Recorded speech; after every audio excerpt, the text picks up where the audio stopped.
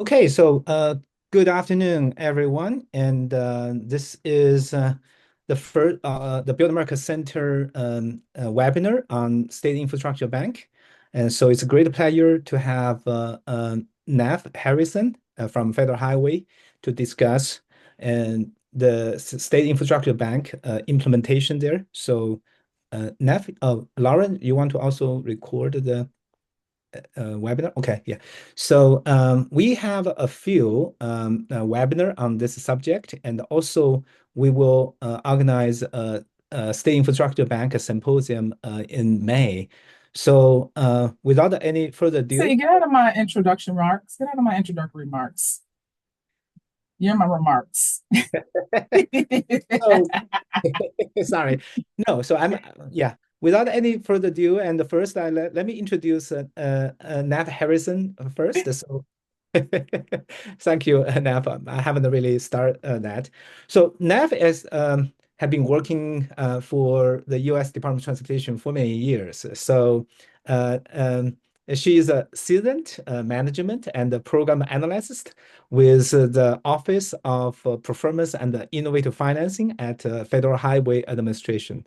So she is experienced in directing project team, analyzing program operation, advising on management policies, and also improving organization efficiency and effectiveness.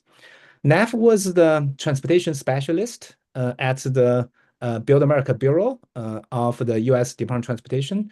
She's specializing project finance, attorney project delivery, project procurement, and also stakeholder engagement. So without any further ado, NAF, the floor is yours. Thank you, QC. Um, Welcome, everyone. Welcome to our Introduction to State Infrastructure Bank program webinar. You'll hear me refer to this program as SIBs throughout the training. So, State Infrastructure Bank SIBs, that's what it is. This webinar is part of our SIB Advancement Initiative. As QC was explaining, it is the first of a series of webinars to elevate awareness of the value and benefits of SIBs. This initiative does build upon FHWA's studies on SIB best practices, drawing on successful models that highlight the role of SIBs in infrastructure development. We're also working with the Build America Center to establish the SIB Knowledge Hub, which is going to be an online central repository for information and real-world applications of SIB funding mechanisms. And we'd like to establish a community of practice to serve as a platform for sharing experiences, challenges, and solutions. And in the spring, as QC mentioned, we're hosting an in-person SIB symposium with TxDOT. So it is our hope today that this webinar will provide valuable insights and inspire you to support and promote SIBs in your communities. Check out our SIB Knowledge Hub and consider attending our spring symposium. Now, I am going to close my camera just because I feel like when my eyes dart, it looks weird. I don't want to be like checking my notes and like my eyes are doing that. So I'm gonna close my camera. We're going to leave some time for Q&A at the end. And let's get started. Before we begin, are there any questions? No? Okay. And shout out to all my old co-workers from the Bureau on. Hi, Lori and everyone. Yay! Okay, all right, let's go.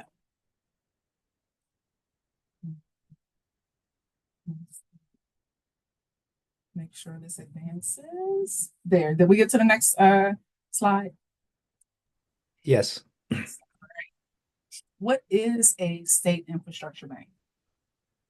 A state infrastructure bank, or SIB, is a revolving fund for surface transportation projects created by state using federal transportation dollars and or state dollars.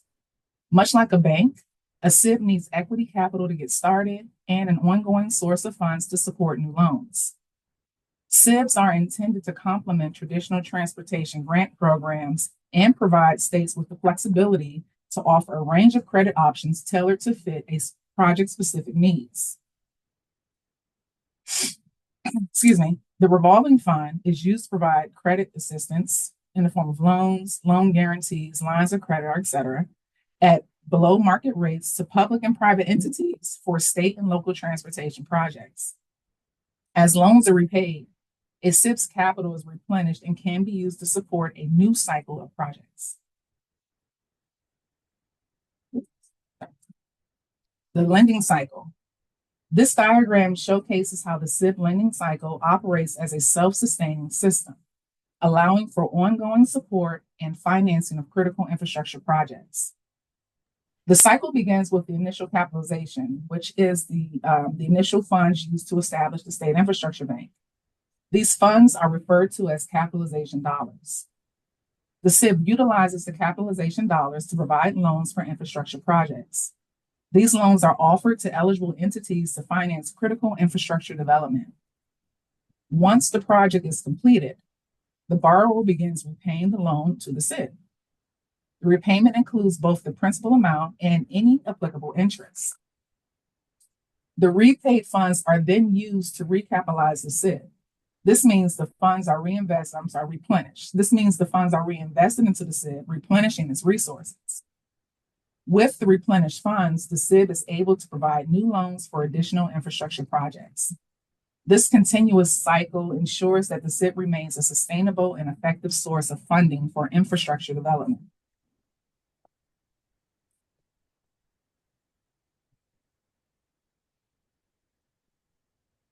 All right, what are the benefits? SIBs serve as a useful tool to meet project financing demands, stretching both federal and state dollars.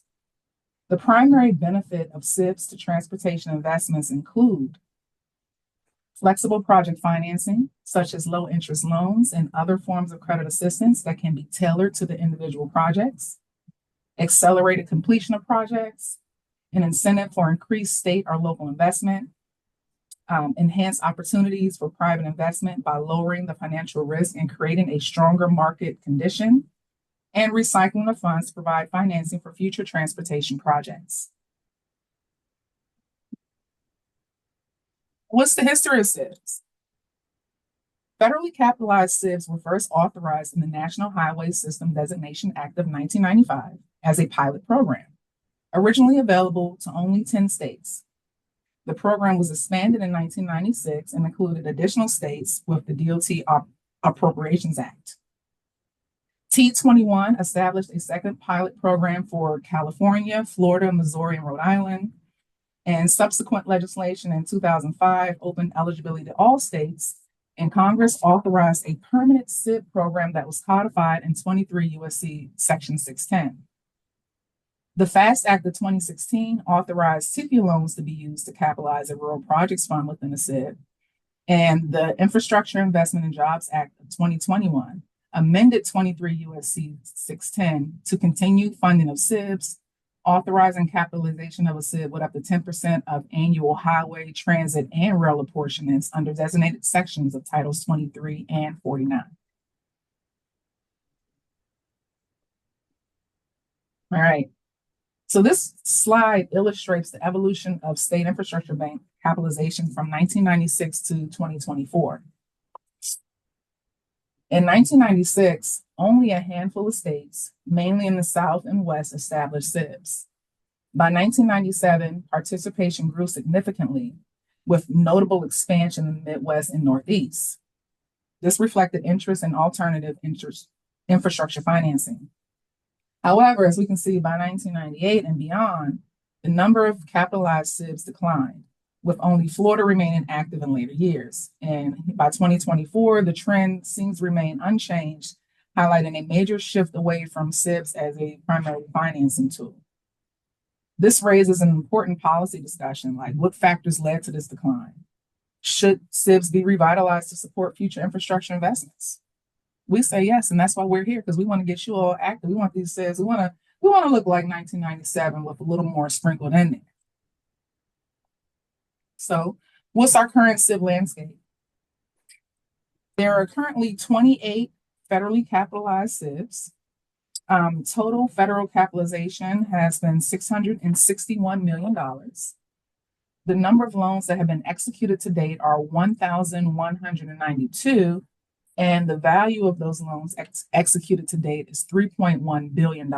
So there's still plenty of opportunities exist to advance expansion and enhancement of the SIB program. Here on this slide, we wanted to kind of give you a visual of the different types of funding sources that were used to capitalize SIBs, and it shows the states and what they use. So as we can see, over 67% of SIBs are capitalized with our federal highway grants.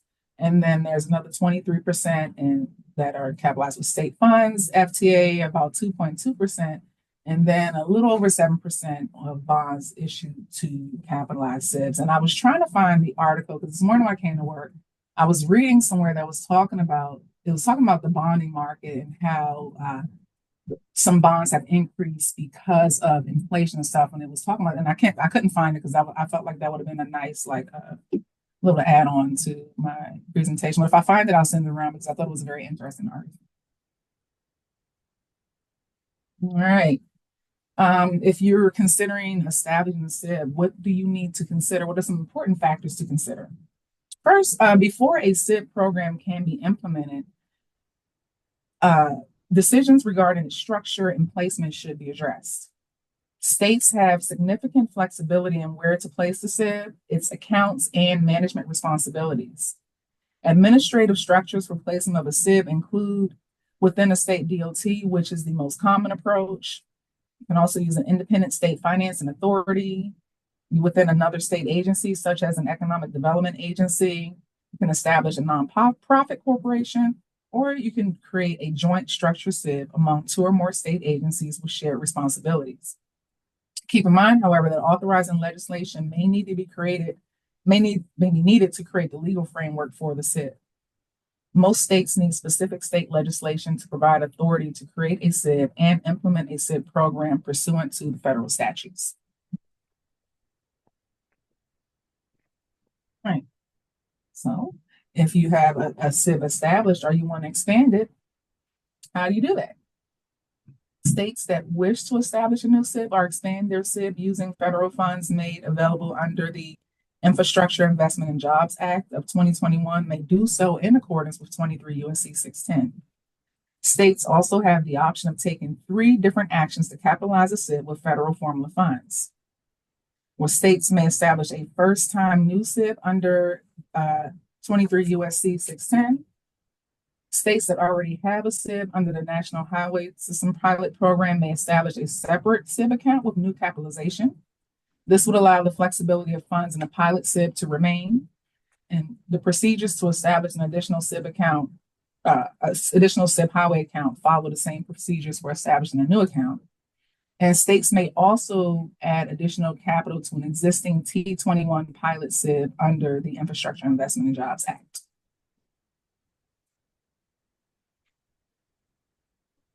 What are some capitalization options? We talked about them a little bit before, but I'm going to go into them a little bit more here.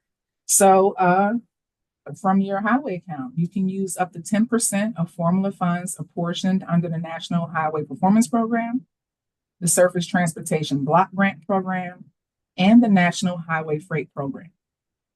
From the transit account, you can use up to 10% of funds made available in Title 49 for capital projects under the Urbanized Area Formula Funding Program, that's Section 5307, Fixed Guideway Capital Investment Grants in Section 5309, and formula grants for rural areas, Section 5311. And under the rail account, you can be capitalized with funds made available for capital projects under Subtitle 5 of Title 49.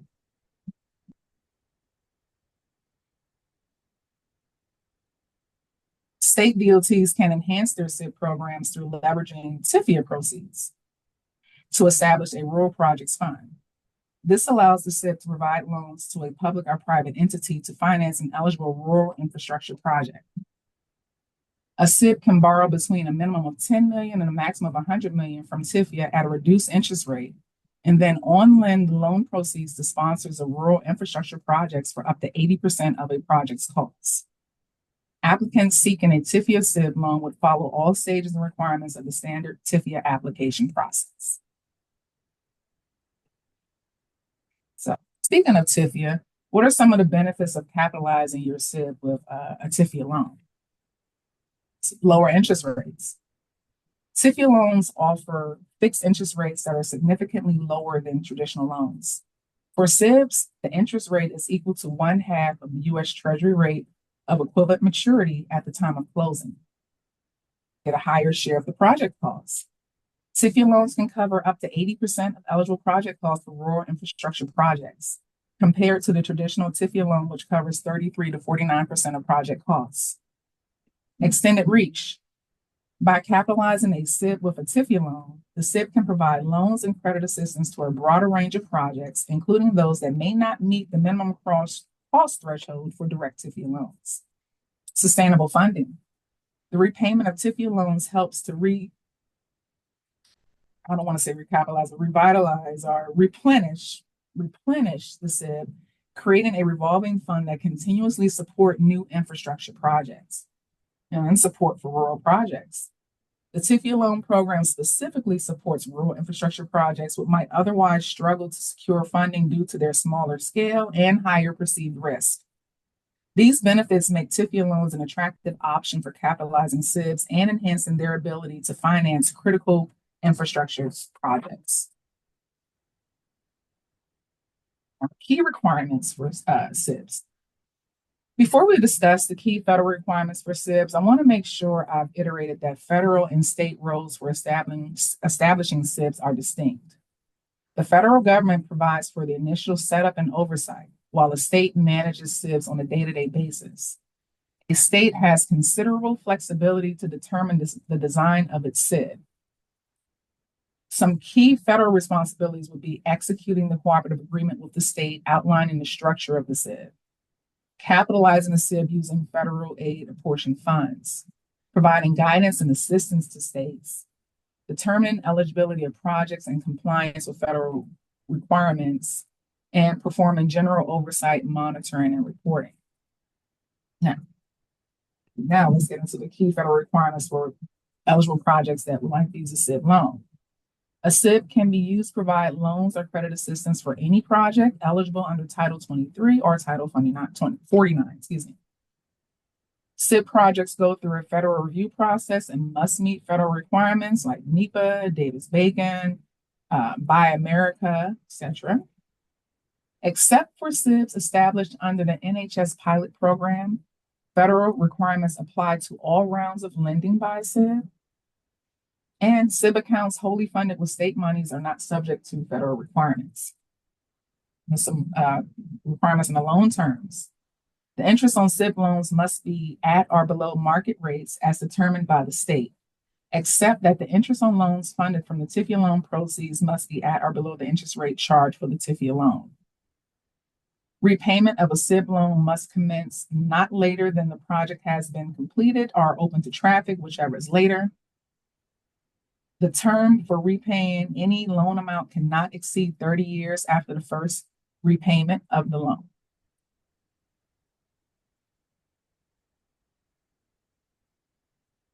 And so some questions, but we'll get to those almost there momentarily. All right. So what are some critical success factors for SIBs? And this is what we found. We've done some homework and some research, and we've talked to some of the SIBs that are actually active and performing very well. And we wanted to kind of see what are they doing that makes their SIB program work so successfully.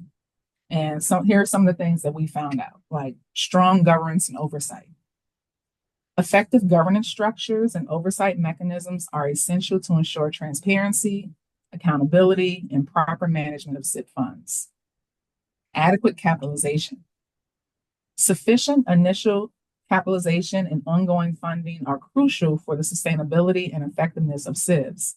This includes leveraging federal, state, and private sector contributions. Flexible financing options.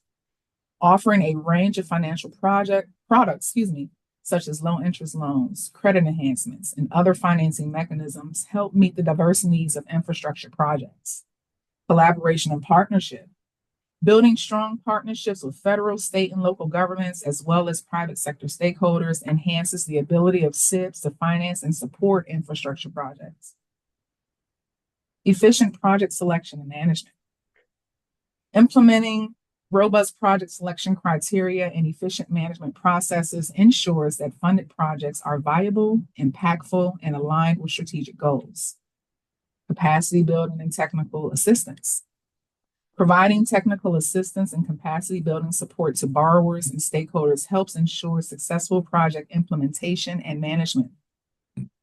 Performance monitoring and evaluation. Regular monitoring and evaluation of funded projects and SIB operations help identify areas for improvement and ensure continuous enhancement of SIB performance. And public awareness and outreach. Raising awareness about the benefits and opportunities provided by SIBs among local governments, policymakers, and potential borrowers is essential for maximizing their impact. These factors contribute to the overall success and sustainability of SIBs, enabling them to effectively finance critical infrastructure projects and supporting economic growth. This, my friends, is your high-level overview of state infrastructure banks. We are here to provide support if you like a more in-depth discussion, or if you want to talk about maybe setting up SIB in your state. And we will now open the floor for questions. Well, thank you, Neff. And this Build America Center SIB webinar series. So we are going to have a few more this year, and we'll continue to build the SIB knowledge base and offer this kind of technical outreach webinars there. So we have a few questions there. So let me just read, and then Neff, you can go over and those questions and answer those questions there. So the first question coming from Carter McCoy, and so the question here is: does any SIB have a private entity invested in their project? Neff, you want to quickly answer? Trying to figure out how to turn. Oh, there we go. All right, I don't know how to stop sharing my screen. Okay, actually really feeling. Well, we can leave this because people might want to really collect your information there so that they can contact you directly there. So, yeah, go ahead, please. Does private equity invest? Do any SIBs have private equity invested in their projects? As I understand, the SIB also support some of the project, a P3 project there in Florida. So definitely, my understanding, SIB, one of the advantage I think that Neff, you mentioned here that you can leverage SIB to promote the private investment there. So maybe you have more examples there, Neff. So I'll say this because all the SIB programs are different. What we usually collect from SIBs are like the dollars and things like that. In terms of the specific projects, at one point, I'll say, let me be honest with you, Carter, and I can look for you. I'm sure there is, but to provide you some real examples, I'd have to go look. I'd say about a year ago, I was kind of going through when we first started this initiative, and I was reviewing states' SIB annual reports to see the different types of projects that they fund, and they're many and varied. So I'm sure there's some, like I said, I can follow up with you and everyone in case you're all interested on some specific examples. But I would say maybe look at your particular state and find, usually it's, if it's the state DOT, there's somewhere where that annual report is. And in the annual report, they list all the projects that they funded with SIBs. I know there's this one state, they use their SIB for emergency relief funding only. So there's that. So like I said, I'm sure there is. I can't off the top of my head give you specific examples because there's many, but I'll look for some and provide, and I'll follow up with you. Okay. So the second question here is from Caleb. And so the question here is what federal regulation applying to formula funds once they are used for SIB capitalization, especially does the SIB capitalization make formula funds more flexible? That's a tricky question here. Yeah, that is. Oh, Carter. No, Caleb. Seriously, no, Caleb. No, I'm just joking. You're not going to be putting these trick questions on my first webinar, Caleb. Like, come to the third one and ask these questions. I'm joking.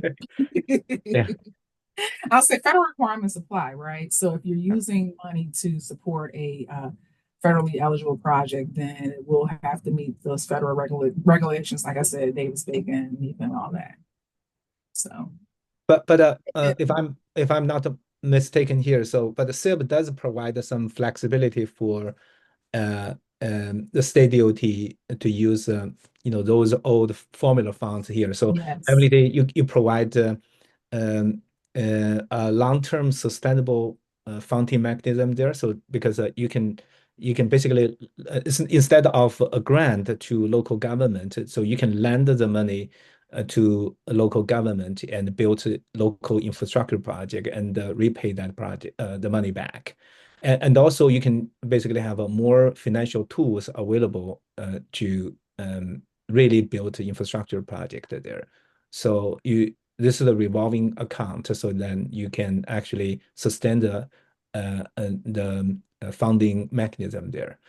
I think you mentioned that the pilot program that time, so there are some exemption of certain federal regulation there. But currently, the SIB project also, especially federal funded SIB, project need to also comply with the federal regulation in general. So let's go to the next question here. And Carter. Carter has another question. Does any amount of federal funding in a SIB trigger the federal requirements across the SIB entire project portfolio? Good question. Yes. Do we want to say yes? Dollar in and dollar out. But I feel it's like I hesitate to say that with my chest, but I'm going to say it with my half chest and say yes. I'm gonna follow. I feel like that's yes. I'm gonna follow with you just to make sure. Yeah. I want to ask my direct, but I feel like the answer is yes because I'm Typically, yeah. it's yes, federal money. So there may be some nuances because there always are, especially in some states get nuances or certain projects there may be some nuanced things, but Yeah. technically yes. Like I said, I'll double check and Yeah, technically speaking, yes. So there are two type of SIB. Even I know that NAF doesn't want to talk too much because there are federal funded SIB program. So basically, NAF's office is in charge of the oversight authority there. But they're also, state funded, right? And you have the state matching funds for the federal funded SIB program. They're purely state-funded SIB program, and they don't need to comply with the federal regulation because that's the state funds. So that's pretty much I think that you can consider. And there are states they only use the state-funded SIB program. Of course, and that's another type of a practice, and the federal highway doesn't really have the authority to really oversight such kind of a program. Yeah. So Daniel has a question with regard the best practice. Are these practice that you think were missing in 97 and 98? That's a good question here. A that is a good long question. time ago. Yeah, for example, miscalculation in initial investment lead to state not being able to full take advantage of its SIP. I'd Um, say I don't think that was it. I wasn't around back then, and of course things have evolved much, but I don't think it was a mis. I mean, it was new, right? It was a new way to use money. I'm just assuming, when there's new ways, and especially with your grant money, I feel like you might want to be a little certain of what you're doing, kind of unsure. So maybe you're like testing it out. I'll say that what we're hearing as we're talking to SIBs across the states. Maybe one of the main issues with SIPs have been staff to run the program. Because again, like I mentioned earlier in the presentation, one of the most common places to set up the SIB is in the state DOT. And so just having staff that you can dedicate to it, to the SIP program, make sure there's turnover, someone that can kind of sit with the program long term and kind of like grow with it. Also, another thing that we've been hearing are marketing, like marketing the SIB, like how do you market that? So these are things that we're going to be talking about. So listen, come to the rest of our seminars, come to our knowledge hub, come to our symposium, because we're trying to get this together. But that's what we heard, like marketing, project selection. We've heard about that. And like I said, there are a lot of there's oh God, I can't think of the state. We talked to one state who what they do every year when our each time a new bill is introduced, they talk to the division office and they look to see if there are any new types of projects that can be funded. And that kind of helps them with their marketing efforts. So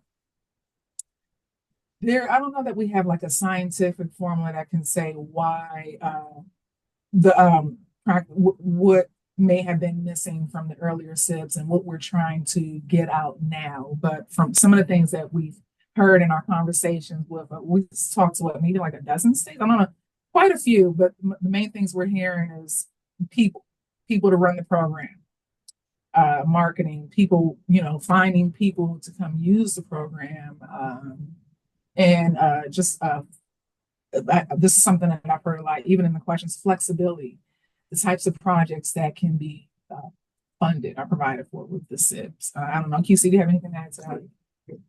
Yeah, that's pretty much. I don't know what happened back in 97, 98 there. Daniel, so I can check with also the Federal Highway officials back in that time, and we can get back to you to see the special question there.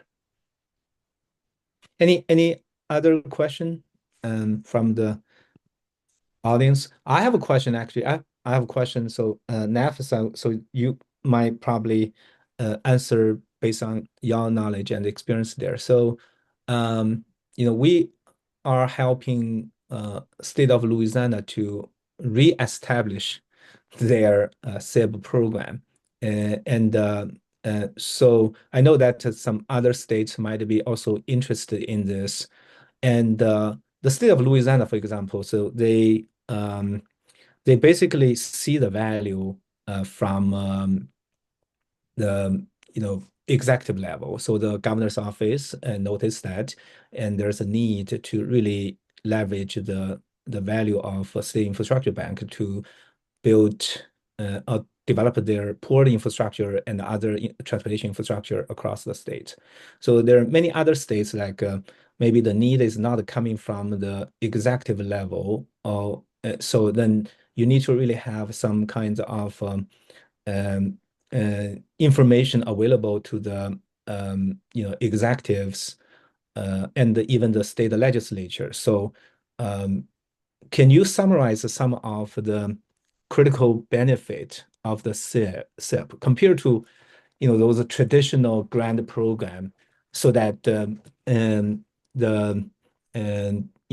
state officials can actually use that those bullet points to market the SIP program, or to convince the state legislature or the politicians or executives to really start their SIP program. So what are those high level primary advantage you see that they can use when they're talking about the SIP to their state legislature, for example?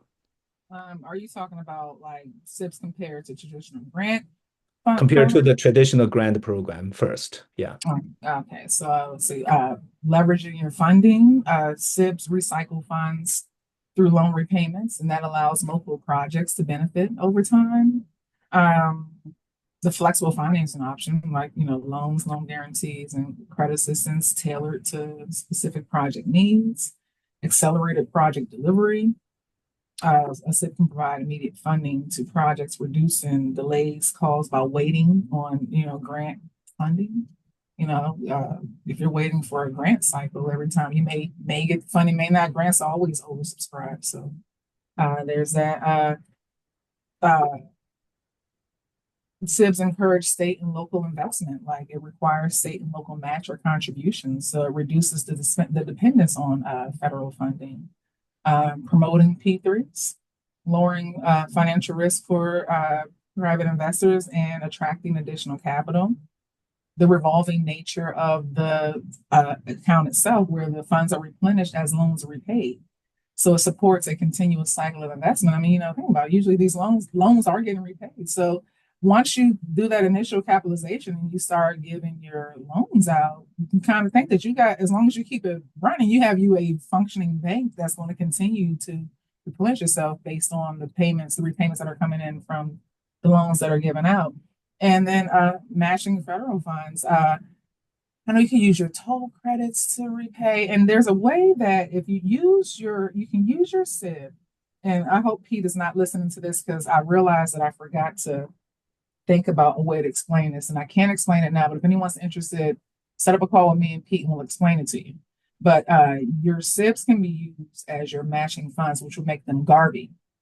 And I don't know how to explain it. I'm not going to try. So again, Pete, I hope you're not here listening, but if you are, and anyone else, if you're interested in that, then set up a call. We can kind of explain that to you a little more. Yeah. Okay. Yeah. So talking about the matching, that definitely would be very attractive here. So, well, that's the good list that anybody can use to try to convince their state legislature for building a SIB program and there. So many states are using or at least considering the TIFIA loans or credit programs to support their major transportation project there. So compared to the TIFIA, what's the big difference between SIB and the TIFIA that you can summarize? Can you summarize a little bit on that? Yeah, so I'd say maybe the main difference might be the capitalization. Like SIBs are funded by states with federal and state contributions, where TIFIA itself is federally managed with a larger scale loan capacity, loan size and scope. SIBs typically finance small to mid-sized projects, and TIFIA, okay, I'm gonna say this, but so TIFIA traditionally targeted your large scale projects with national or regional significance. But TIFIA now, not just the large one, TIFIA is also like, hey, we want those small ones too. However, when you're talking about some of the differences, typically your SIBs aren't for the larger scale project, they're more for your small and mid-sized projects. And let's say there's flexibility. States control lending terms with SIBs, making them adaptable to the local needs. However, TIFIA has more standardized federal loan terms and requirements. And the repayment mechanism. SIBs, like I said, is a revolving fund. So when repayments come in, it's replenishing that fund for future project financing. But TIFIA, they provide long-term low interest loans, but it's not a revolving funds at the state level.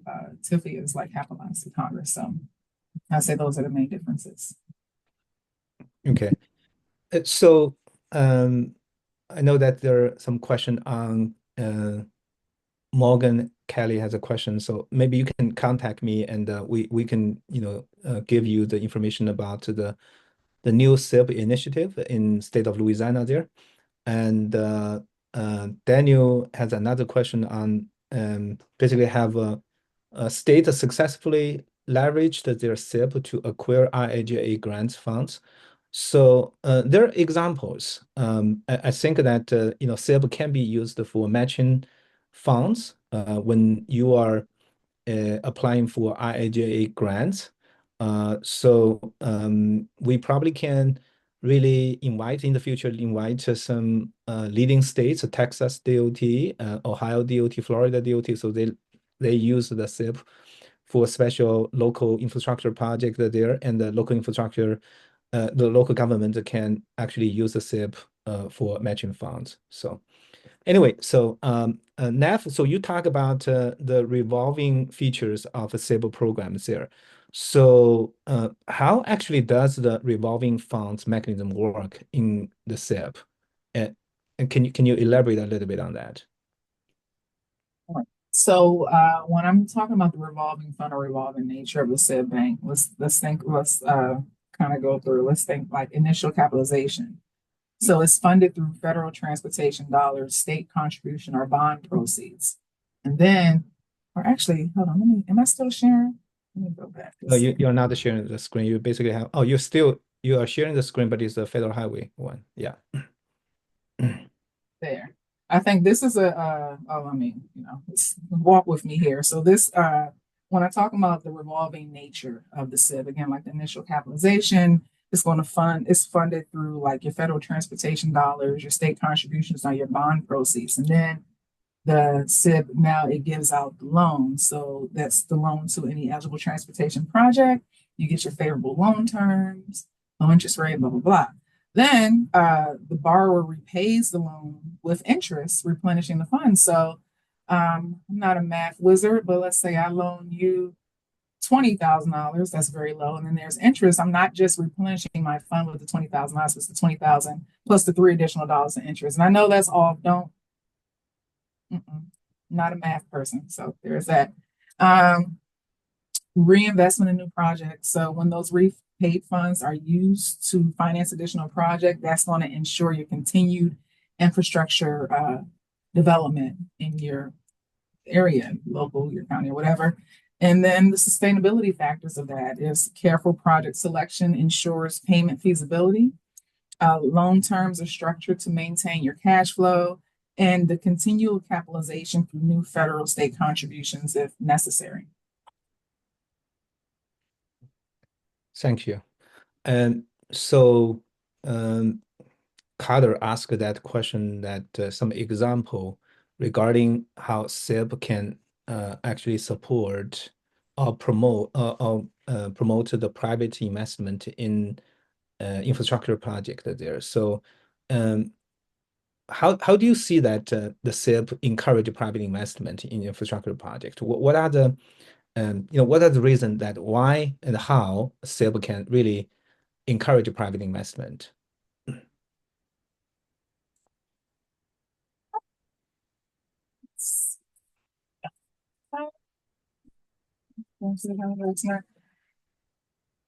Uh, let's see, there's a reduced financial risk. So you're providing credit assistance and low interest loans that'll make projects more attractive to your private investors, right? The enhanced project viability, it ensures a steady financing mechanism, which increases confidence in long-term project success. Um, Leveraging additional capital, private investors can see SIB involvement as a sign of financial stability, right? Leading to more co-investment opportunities and encouraging public-private partnerships. It can structure deals where public and private entities share project costs and risk and supports revenue generating projects like financing options, make toll roads, transit hubs, and commercial development around infrastructure more feasible. Okay, so and you also show that map right now, and there are a few the SIBL program quite active and supporting large number of local transportation projects in their states. But there are also many state DOT SIBL programs actually not very active. So what are the challenges that you see right now the SIBL programs is facing when they are establishing a new SIBL program or managing a SIBL program? So what are the challenges that you see? And can you share some insights on these challenges and the potential direction that the Federal Highway would like to do? Yeah, one of the challenges in what was it, Daniel? He kind of mentioned this in his question about that best practices from 97, 98. One of the challenges, initial capitalization hurdles, and that's securing sufficient startup fund. That can be difficult, you know. Loan repayment risk, just ensuring that your borrowers can repay the loans to help keep the funds sustainable and keep that replenishing cycle happening. Administrative capacity. States need experienced financial and project management teams. Like I mentioned, one of the what in conversation, some of the things that we're hearing is that one of the hurdles to a successful SIP program is making sure that they have people to work the program that are going to be there long term with the program.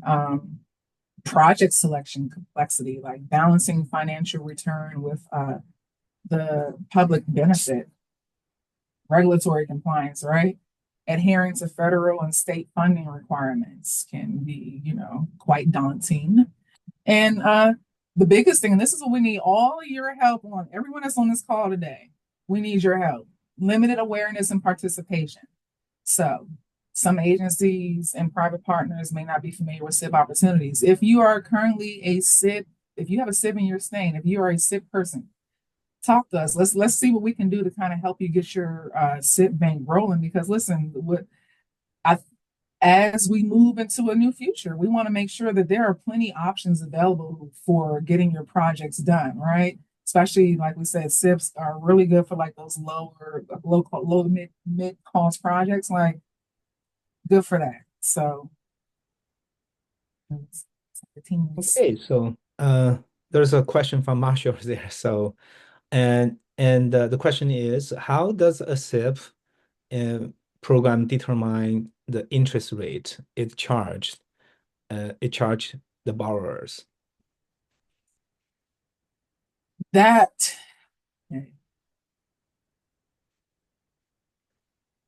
It's probably program by program there. yeah, I'm gonna say I don't we don't tell them what that interest rate has to be, except that it has to be below the treasury rate. So I want to say, is it does SIP do have treasury rate on their interest rate? I'm not sure. I think that might be program by program, but I Sometimes, yeah. with all of these questions in here, we'll try to prepare something and send that out so you can have a more, I'll say a more well thought out answer, not when I got my pink sprinkle on it. I'm sprinkling pink, y'all. I'm sprinkling pink.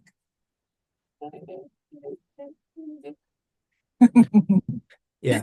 So maybe, if you have additional questions, or even let's say you want to know more about the SIP program across the country there, and you can probably speak out or type your question there, and we want to collect your question so that we can prepare FAQ, and we can also develop some flyer and also brochures there. So we're trying to really, answer those, critical question from the audience here.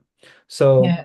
yeah, And these things will be in our SIB Knowledge Hub that that QC is putting together for us. And also, I didn't finish earlier when I said anyone on this call, get the word out. If you want a deeper dive, because we can get deeper into it and really like get into the topic of establishing, replenishing your SIB and all that. So we love to talk to you. We can have conversations. I mean, you want to use Tifia, we can get on the phone with Tifia and the Tifia office, and we have a conversation with you. If you want like a deeper, a more specific SIB 101, again, talk to us. We're here for you. And like QC said, put your questions and stuff in the chat because we're building this out, and you all can say that you were a part of creating this great SIB advancement thing. Like you're the first ones here. So thank you. Thank you. Thank you.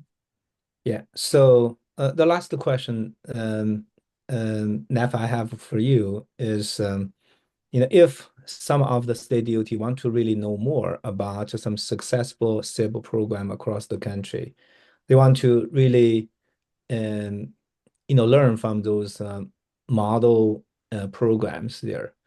Can you recommend some SIB programs that you think that they probably demonstrate the value of the SIB, and they have a pretty much well-established procedures or even guideline to implement the SIB or managing the SIB?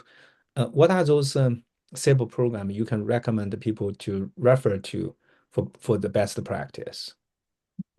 All right. So I'm going to say this with a disclaimer that just based off of our limited conversation so far, 'cause we've talked to quite a few, but there's still some people that we haven't talked to. So if you're in a SIB and you think that you have a project that I should have mentioned, understand that don't blame, but charge it to the head, not the heart. We're not saying that these are better, but these projects that right here, these are the ones that we feel do demonstrate some successful impacts. I'm going to say Missouri SIB. They have a rural bridge replacement program.